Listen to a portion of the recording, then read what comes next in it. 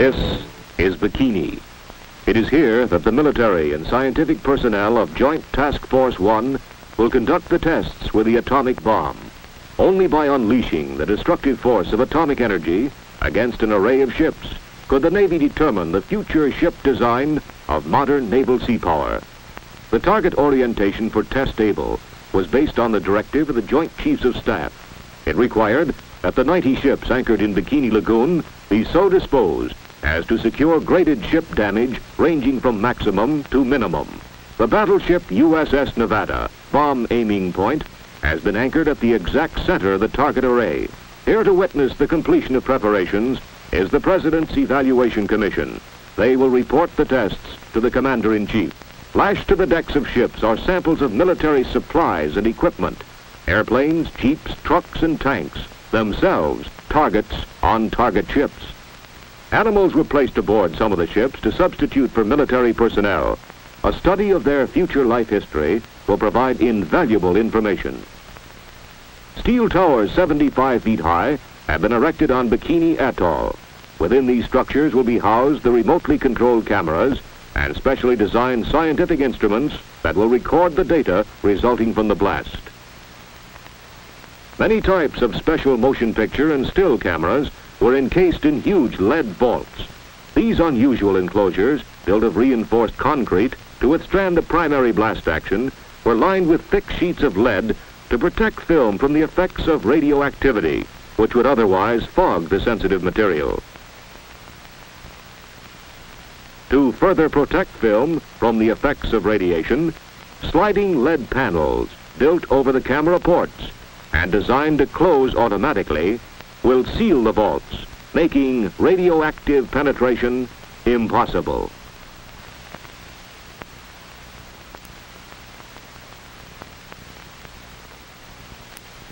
The immense task of transferring personnel and the vast quantities of supplies, instruments, and special equipment from Kwajalein to Bikini was relieved by PBMs of the Naval Air Transport Service. Secretary of the Navy James Forrestal comes aboard the USS Mount McKinley and is greeted by Vice Admiral Blandy, commander of Task Force 1.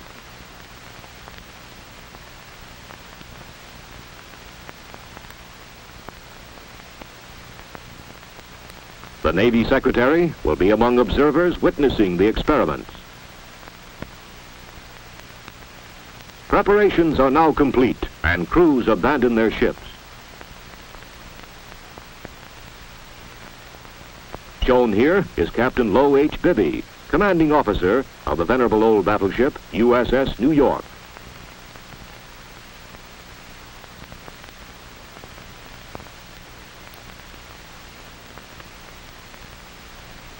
Everything is in readiness for the test-able experiment, and military and scientific personnel leave the target area.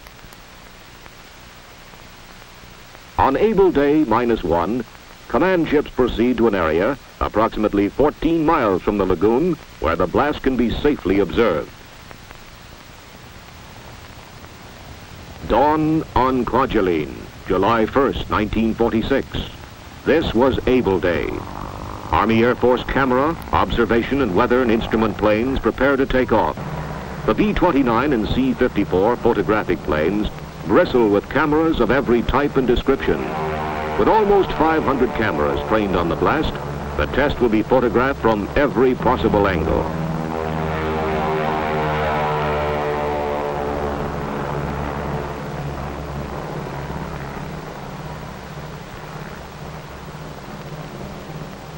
Poised on the loading ramp is the B-29 Dave's Dream, bomb-carrying aircraft. Army engineers of the Manhattan Engineer District have assembled and loaded into the huge plane the bomb that will be dropped on the target fleet anchored in Bikini Lagoon.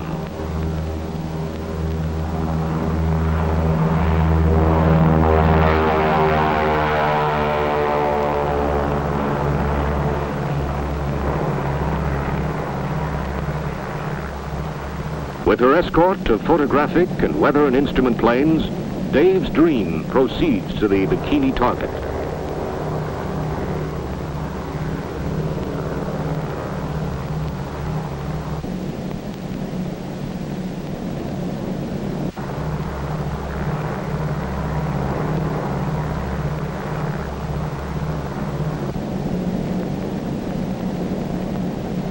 On EB Island, Navy camera planes, huge PBM flying boats, are loaded with still and motion picture cameras. Accompanied by Air Force photoplanes, these ships will circle the target, photographing the atomic explosion.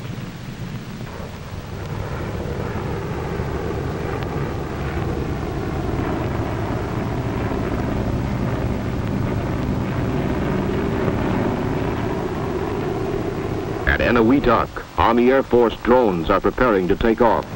These pilotless planes will be guided through the center of the cloud column to record scientific data, as well as to provide valuable information concerning the effects of the blast upon military aircraft.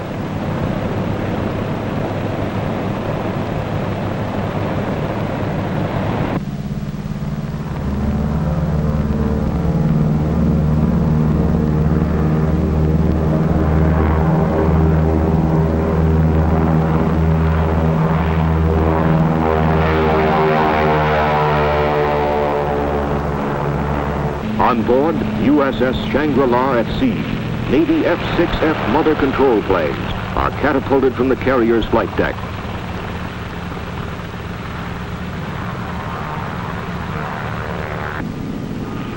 When the monitoring planes are properly located over the ship, the drone aircraft are launched and temporarily guided from the carrier until control is picked up by the planes in the air.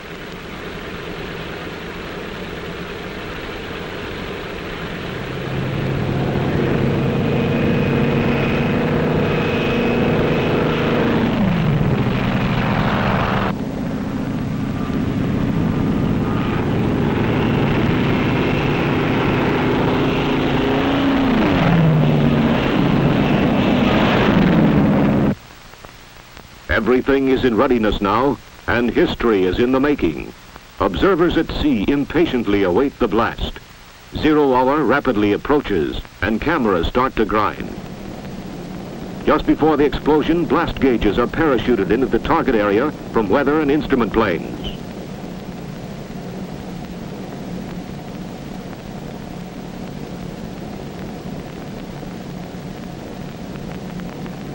The bomber is over the target. The bomb is away. And 1 second to go.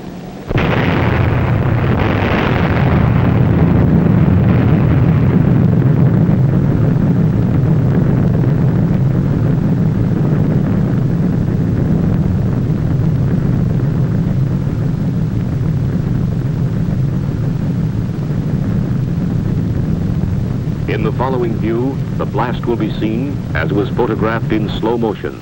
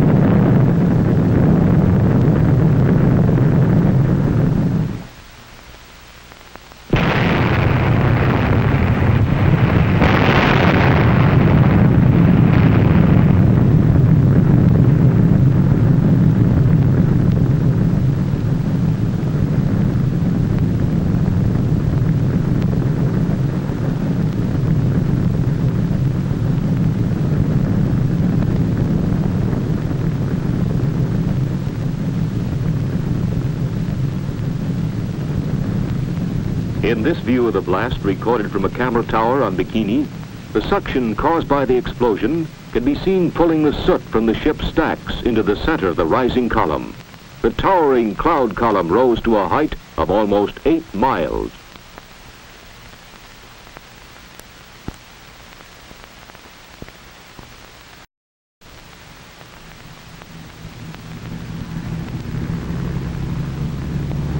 After dropping the atomic bomb, the B-29, Dave's Dream, returns to her base at Kwajalein.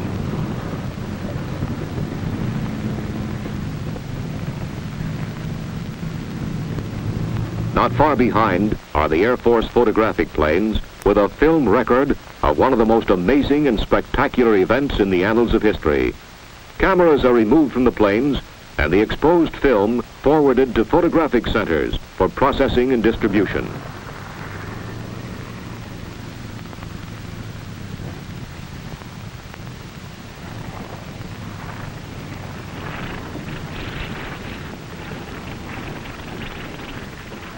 B-17 Air Force drones land at Eniwetok.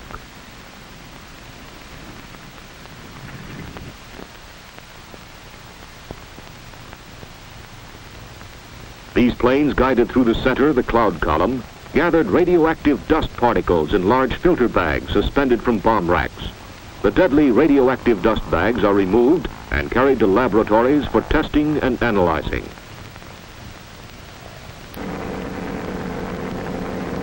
Navy F-6F drones, flown back from Bikini by mother control planes, prepare to land at Roy Island.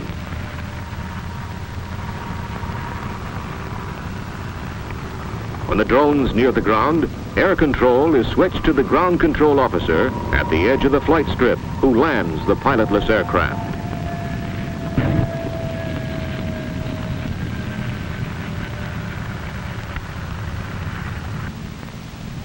Like the Air Force drones, the Navy fighters carried air scoops containing special filter papers for determining the concentration of radioactivity in the cloud column.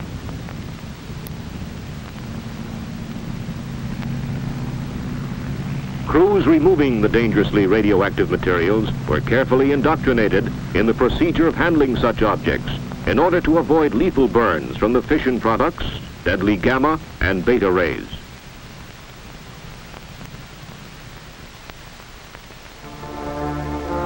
Meanwhile, at Bikini, inspection parties make a preliminary appraisal of the damage to the target fleet.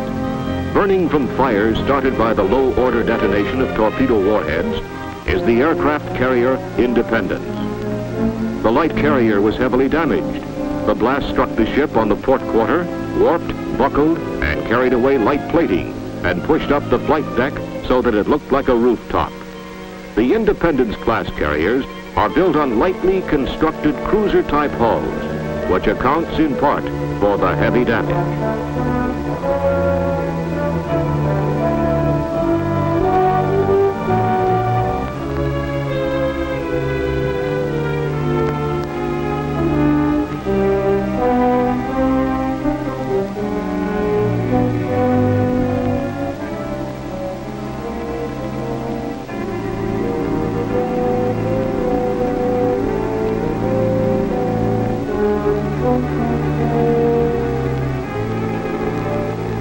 The aircraft carrier Saratoga was undamaged except for a small fire in supply stores.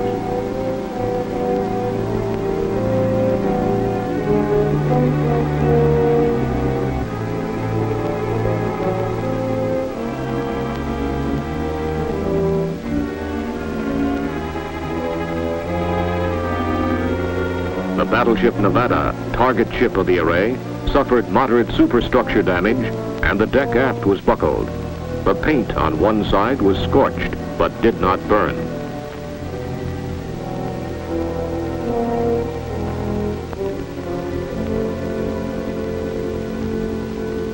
The period between the Test Able and Test Baker experiments was an extremely busy one. The immense task of making detailed and comprehensive inspections, recording data, and reorienting the entire target fleet for the underwater test was completed. During this time, Vice Admiral Blandy flew to Rongerik to see King Judah, ruler of Bikini. During the friendly visit, the Admiral presented King Judah with several gifts. At sea, aboard the aircraft carrier Sador, a naval photographic officer briefs the photographic plane pilots and lens experts who will photograph the Baker Day blast.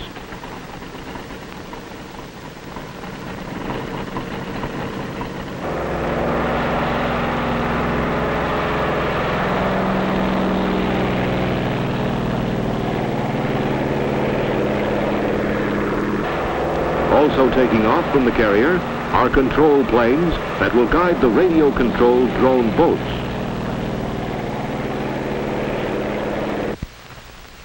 In Bikini Lagoon, radiological reconnaissance boats directed from low-flying aircraft will be used as safety patrol vessels.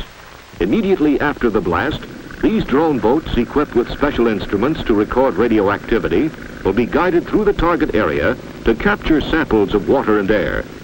Determining the concentration of deadly radioactive particles is of the utmost importance, since invisible gamma and beta rays kill without warning.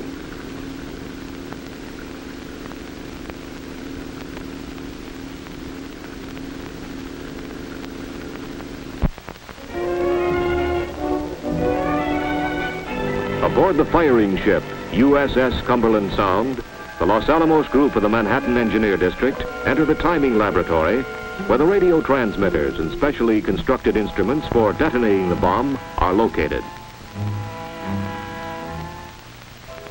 The timing laboratory scientists pass into the master control room. Dr. Marshall Holloway, leader of the Los Alamos group, unlocks and personally throws one of the master transmitter switches.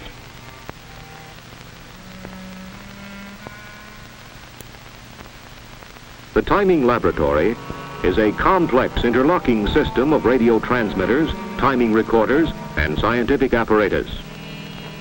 As H hour approaches, generators are started, transmitters warmed up, graph cards on time recorders changed, and everything made ready for the blast.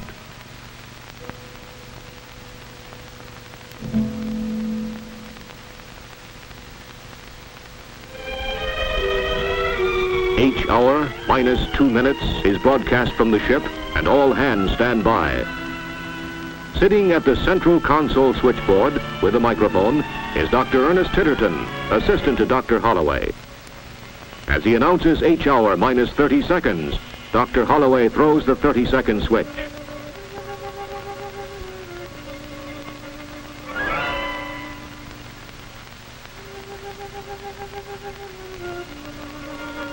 Dr. Titterton at the automatic firing panel board prepares to broadcast the last 15 seconds. 15, 10, 5, 4, 3, 2, 1, fire.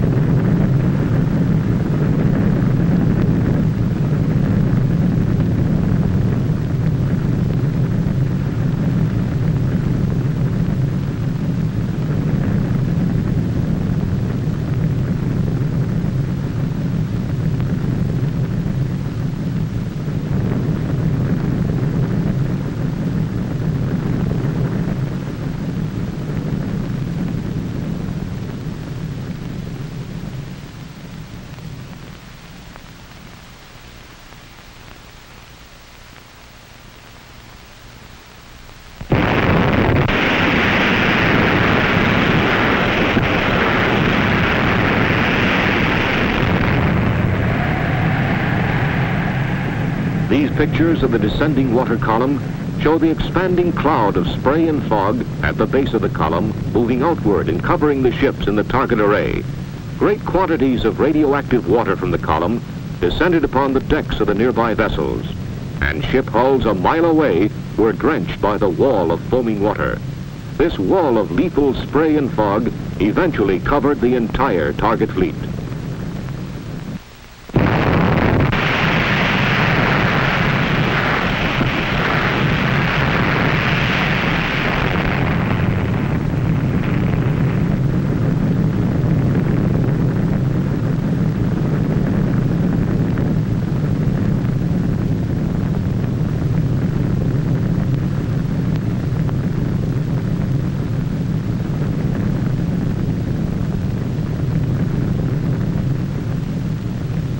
The next scene is a spectacular aerial view taken from directly over the blast.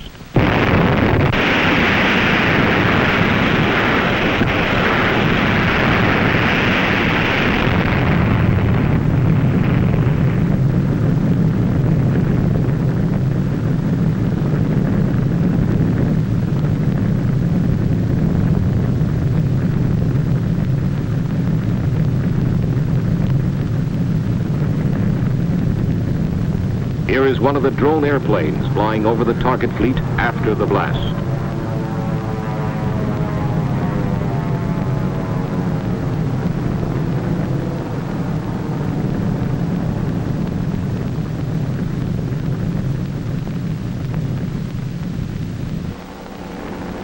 Photographic planes return from Bikini and land on their floating bases at sea.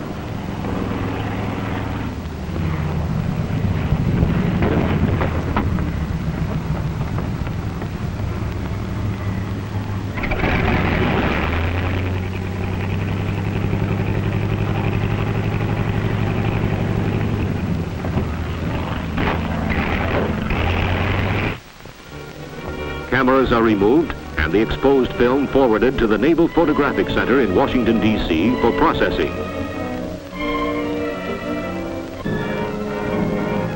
Despite the presence of radioactivity, safety patrols immediately entered the lagoon for a preliminary appraisal of the damage. In an effort to reduce dangerous contamination, ships were sprayed with water and special chemicals so that inspection parties could board them.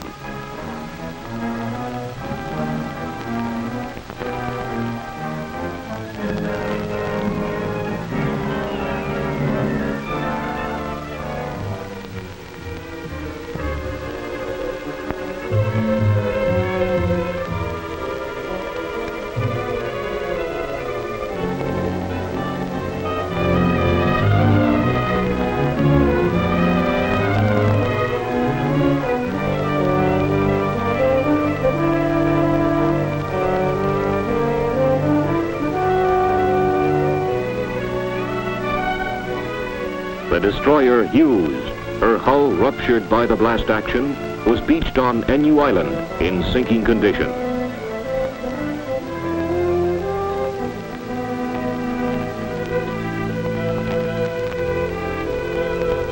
Admiral Blandy, General Kepner, and Admiral Parsons survey the damage in the target array. Shown here is the Japanese battleship Nagato, which flooded and capsized 5 days after the blast.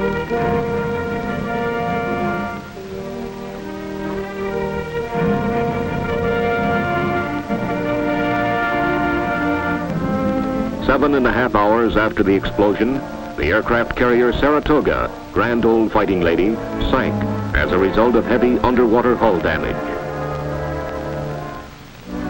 It must be remembered that the primary purpose of the Bikini experiments was to secure precise technical information which will be used to determine necessary changes in the design and construction of all military equipment and especially Navy vessels required to maintain your Navy at maximum effectiveness.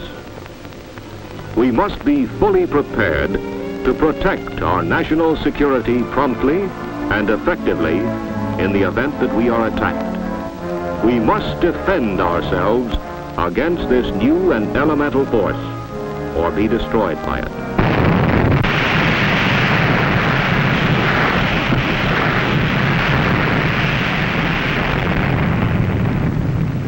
This is Crossroads.